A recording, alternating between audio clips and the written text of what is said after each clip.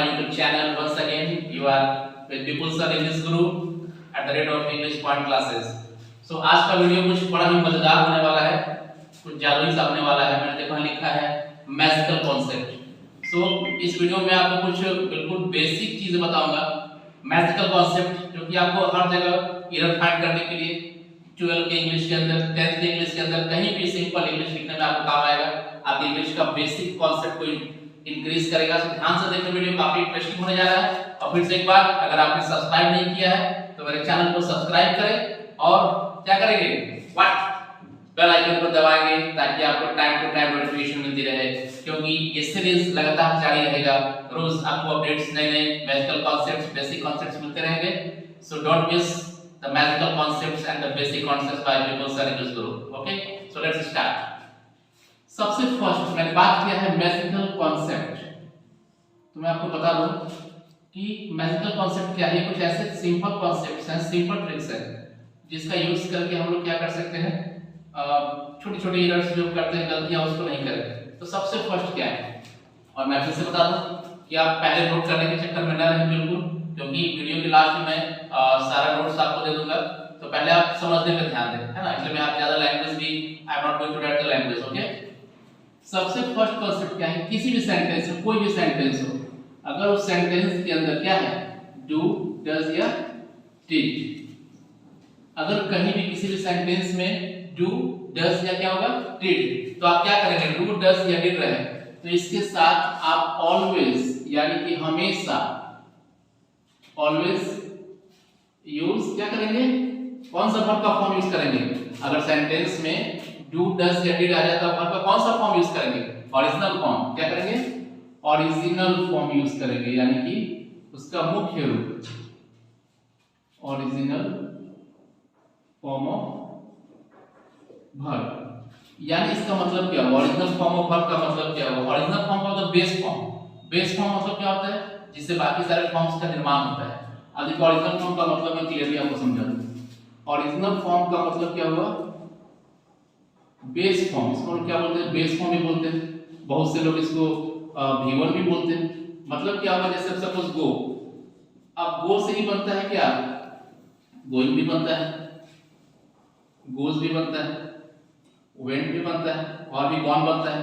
यानी कि इन सब फॉर्म्स को निर्माण करने में, इसको फॉर्म करने में किसका, गो का योगदान है। यानी कि गो यहाँ पे बेस फॉर्म है, इसी बेस फॉर्म से बाकी सारे फॉर्म्स का निर्माण हुआ। It means go is what, base form, original form, और whatever you call V1 means original form बोल लो, बेस फॉर्म बोल लो या फिर V1 बोल लो, सब एक ही है। तो कॉन्सेप्ट मैंने क्या दिया था आपको, यहाँ पे कॉन्सेप्ट यही दिया कि अगर सेंटेंस में डू, डज या डिड, इसमें से कोई भी आ जाता है, क्या आता है, डू, डज या डिड, तो आपको क्या यूज करना है, वर्ब का ओरिजिनल फॉर्म यूज करना है। तो उस ओरिजिनल फॉर्म का मतलब क्या होगा, अभी देखो सपोज एक एग्जांपल देता हूं, बिल्कुल क्लियर हो जाएगा। जैसे मैंने बोला कि he does here, ओके, और मैंने ऑप्शन दिया come, came, comes और coming, ठीक है। अब होता क्या है, जैसे he does, बहुत सा बच्चा कंफ्यूज क्या करता है, वो देखता है कि हमें तो he है सब्जेक्ट। आप सबको मालूम है कि वर्ब का यूज ऑलवेज क्या होता है, सब्जेक्ट होता है यूज, है ना, तो देखकर।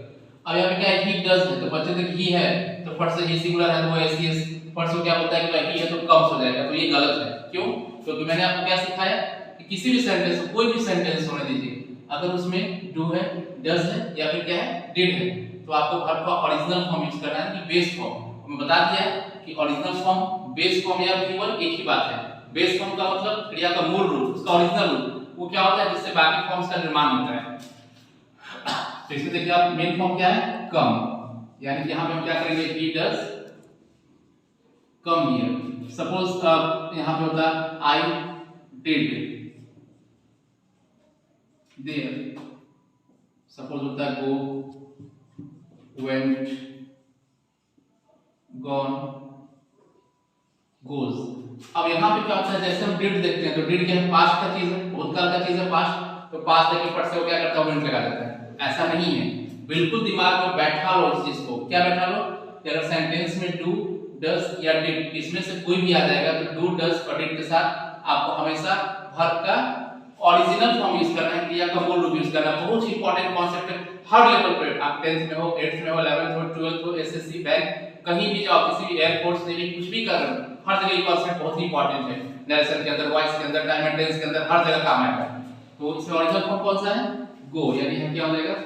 आई डिड गो देयर। तो क्लियर है फर्स्ट मैजिकल पॉइंट कि किसी भी सेंटेंस में अगर क्या रहेगा, अगर डू डज या डिड रहेगा तो आपको हमेशा वर्ब का ओरिजिनल फॉर्म यूज करना है। Okay, now the second word. Second जो मैजिकल कॉन्सेप्ट है आपका, है ना, वो क्या है? किसी भी सेंटेंस में, ठीक है, मॉडल्स, अगर मॉडल्स रहे तो मैंने बोला, जैसे बोला कि मॉडल्स, तो हो सकता है बहुत से लोग को मॉडल्स ना मालूम हो, कंफ्यूज हो, तो मैंने बोला कि मॉडल्स, तो पहले क्लियर करो कि मॉडल्स क्या है। तो देखिए मॉडल्स क्या है, ये वर्ब है। मॉडल्स क्या है? वर्ब है। मॉडल्स याद रखिए बिल्कुल, फिलहाल मैजिकल कॉन्सेप्ट है तो शॉर्टकट में रहेगा। मॉडल्स क्या है, किसने पूछा है, आपको दिमाग में डालना है। तो मॉडल्स क्या है? एक वर्ब है, क्रिया है, ठीक है। मॉडल्स क्या है? तो वर्ब है, क्रिया है। अब मॉडल्स जो होते हैं किस तरह का वर्ब होते हैं? तो मॉडल्स मेनली क्या होता है? हेल्पिंग वर्ब होता है। मॉडल्स वर्ब तो है, लेकिन किस तरह का? आप सबको मालूम है कि वर्ब दो तरह का होता है, मेन वर्ब और हेल्पिंग वर्ब। तो मॉडल्स क्या है? हेल्पिंग वर्ब होता है, सहायक क्रिया होता है।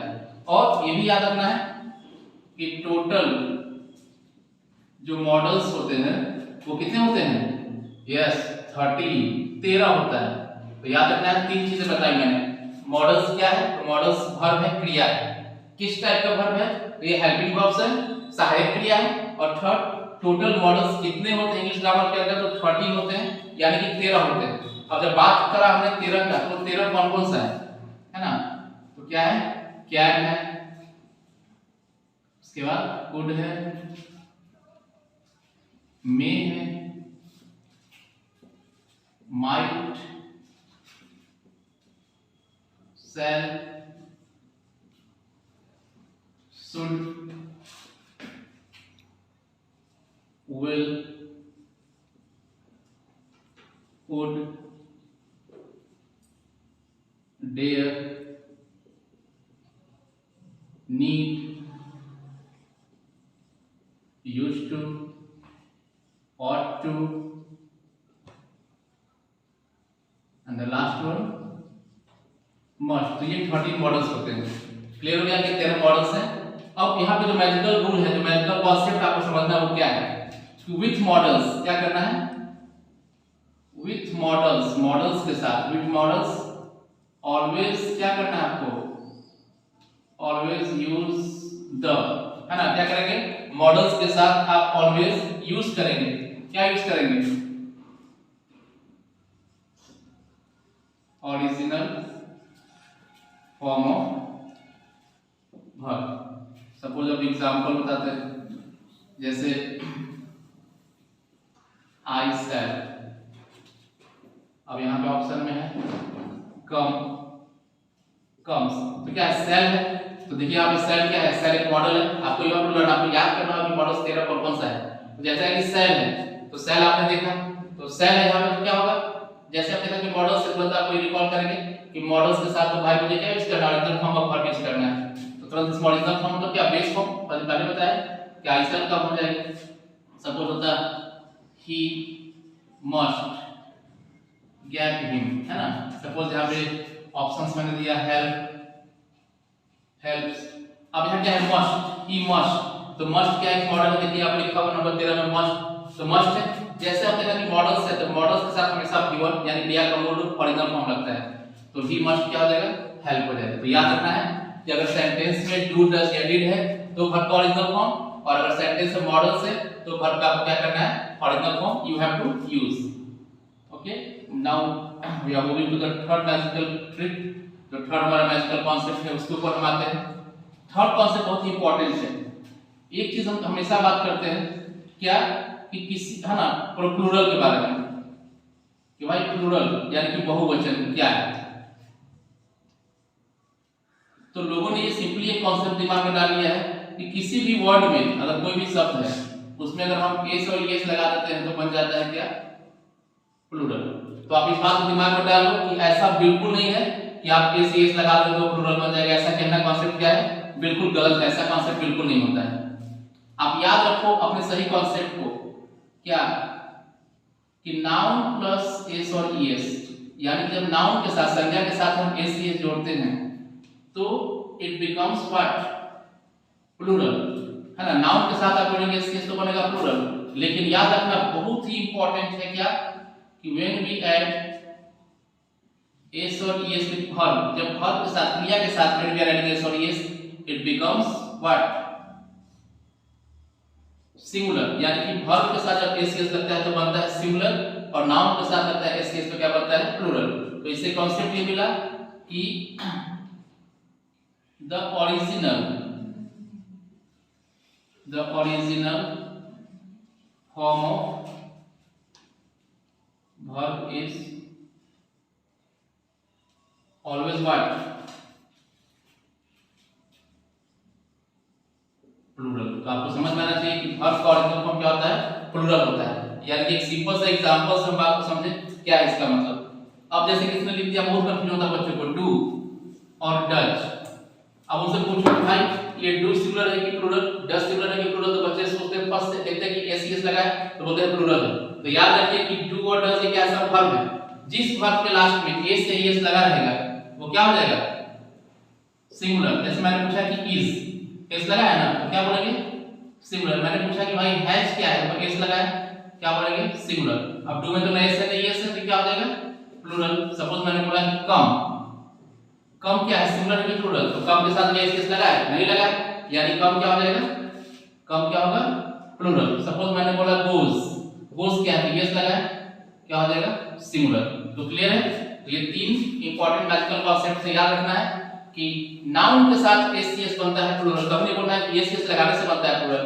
व्हेन वी ऐड एस और ES with noun it become plural, और जब हम वर्ब के साथ एस ईएस लगाते हैं बिल्कुल उल्टा हो जाता है, क्रिया के साथ एस ईएस लगने से बन जाता है एक वचन। यानी कि जिस क्रिया में एस ईएस लगा है वो क्या होगा, एक वचन होगा, और क्रिया का जो मूल रूप होगा वो क्या होगा, बहुवचन होगा, प्लूरल। जैसे कि एग्जांपल मैंने बताया, देखिए टू है, इसमें एस नहीं लगा है, ये प्लूरल है, बहुवचन है।